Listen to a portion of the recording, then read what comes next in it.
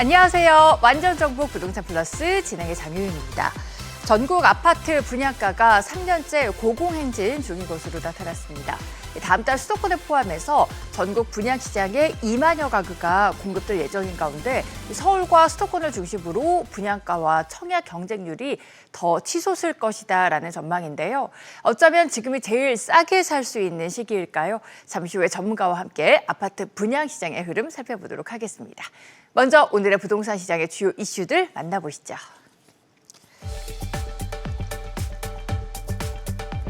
주택도시보증공사가 전세가율을 낮춰 전세보증 기준을 이전보다 강화하는 방안을 추진 중인 것으로 확인됐습니다. 방안이 시행될 경우 전세보증 규모가 줄어들면서 역전세 등 빌라 전세 시장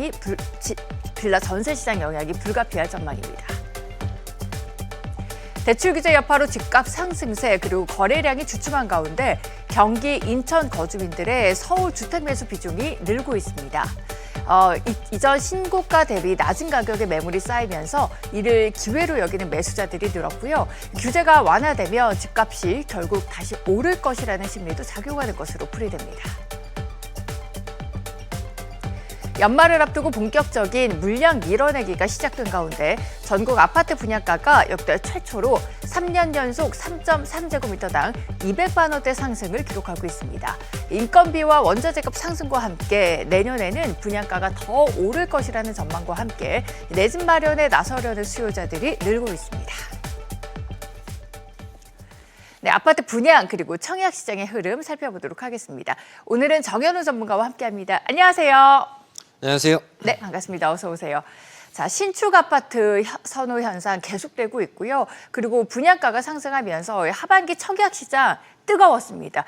이 와중에 분양가는 오늘이 가장 싸다라는 인식이 확산되는 분위기라고 하던데 상황 좀 짚어주실까요?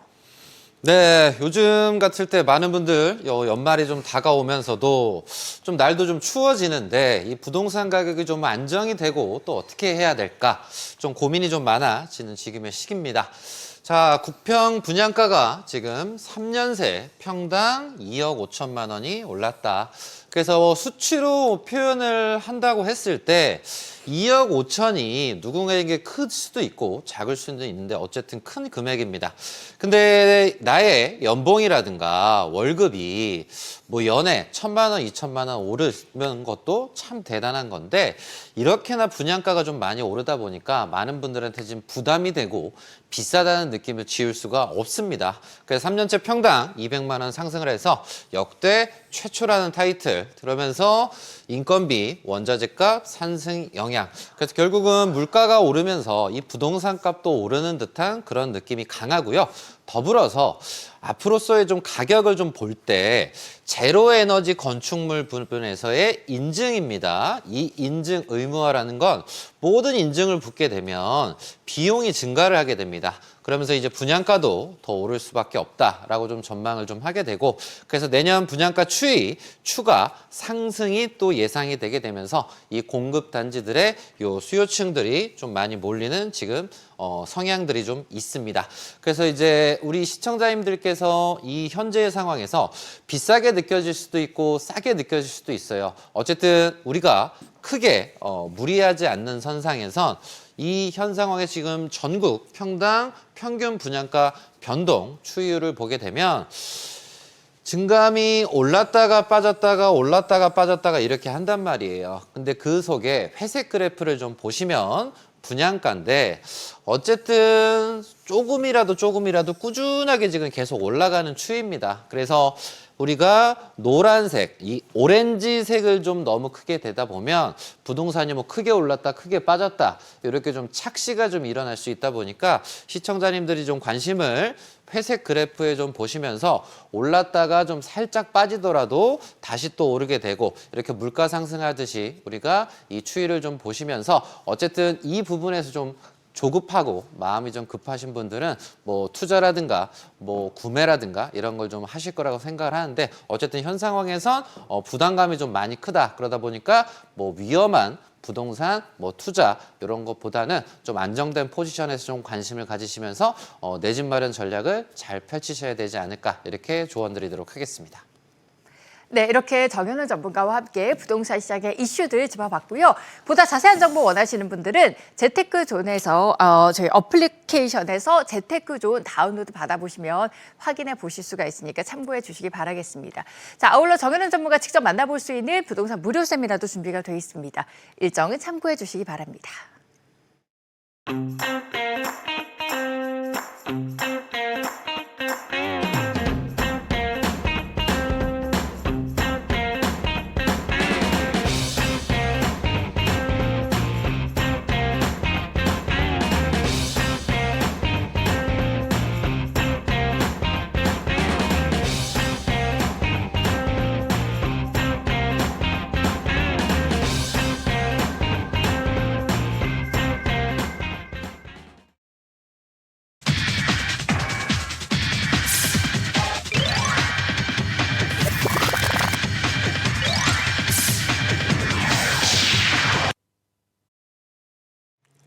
네, 지금 부동산 시장에는 어떤 일이 일어나고 있을까요? 알아두면 도움이 되는 부동산 정보들 이 시간 알기 쉽게 전해드립니다. 오늘 이 시간에 명지대 부동산 대학원의 진미용 교수와 함께합니다. 교수님 안녕하세요. 네, 반갑습니다. 네, 반갑습니다. 자, 하반기 들어서 부동산 시장 좀 주춤하는 모습을 보이고 있습니다. 이제 결국 전국 아파트 값이 반년 만에 하락을 하기도 했고요. 이 와중에도 또 서울 상승세를 유지하면서 좀 굳건한 모습입니다. 현 주택 시장의 흐름 자세히 살펴주실까요, 교수님? 네. 이제 뭐 금융권의 전방위적인 규제로 대출 규제로 서울을 제외한 전국의 부동산 아파트 가격이 또 하락 전환했습니다. 하지만 조금 우리가 진정되기를 좀 기대했던 서울의 집값은 거뜬한 반면에 좀 온기를 되찾아야 하는 지방과 같은 경우는 더 좀 추운 한파를 맞이하게 되겠는데요.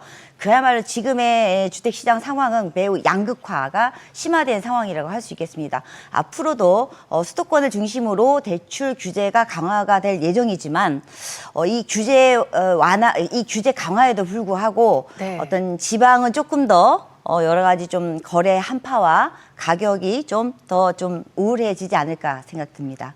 네, 말씀 주신 것처럼 이제 지방의 한파가 이어지고 있고 관망세가 이어지고 있는 상황에서 결국에 서울 집값만 지금 오르고 있는 상황인데 서울도 좀 자세히 들여다보면요. 매물이 좀 계속 쌓이고 있는 모습입니다, 교수님.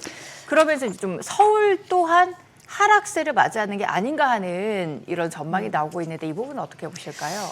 사실은 우리가 코로나 시기 때 사실 너무나 빠른 단기간에 가격이 많이 올랐고요. 네. 또 그 이후에 한 2년간 단기간에 너무 사실 내려왔습니다. 네. 하지만 우리가 장기적으로 보면 집값이 한 8년 계속 천천히 올라왔어요. 네.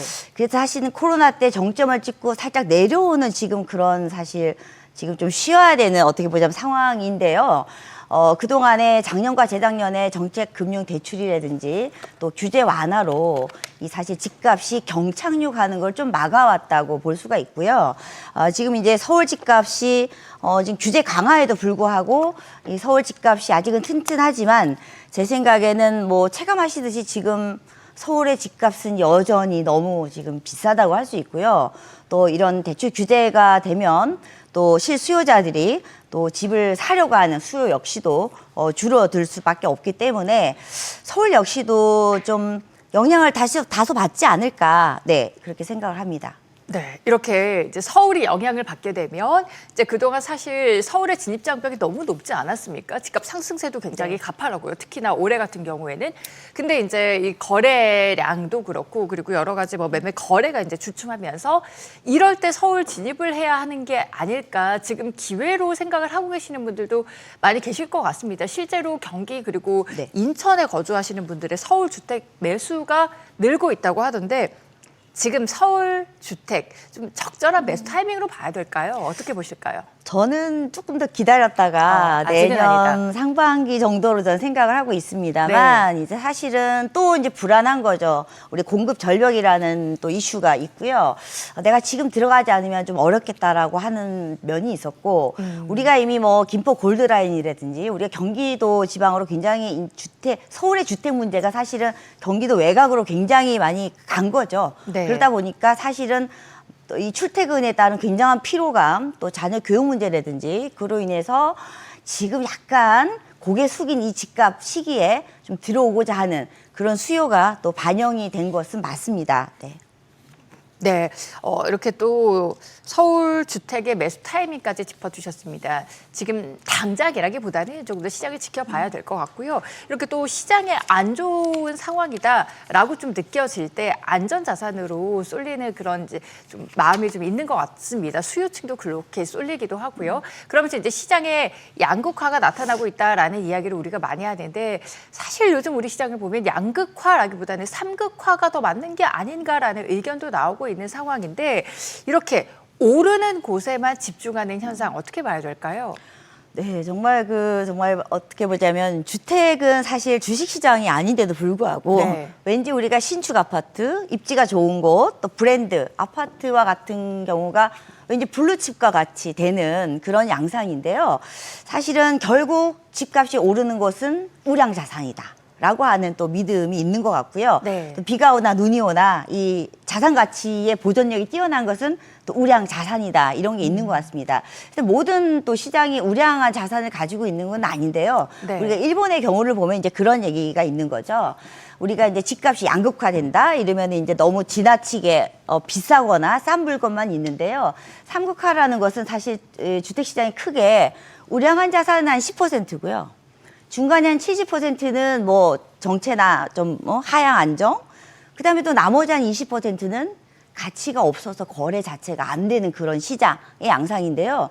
우리도 이미 빈집이 굉장히 많이 늘고 있고 또 우리가 지방과 수도권, 특히 또 서울과 같이 너무 온도차가 큰 이 상황에서 삼극화라는 이렇게 세 개로 분열되는 이 상황과 또 우리가 지금 가장 아킬레스 근이기도 한 지역의 이 집값 격차 문제가 합쳐져서 앞으로 좀 시장은 좀 더 우량 자산으로 몰리기는 한 현상이 더 좀 가속화되지 않을까 이렇게 생각합니다.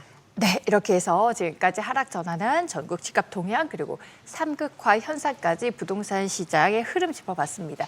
도움 말씀 주신 진미용 교수와는 여기서 인사드리겠습니다. 교수님 네. 고맙습니다. 네, 감사합니다.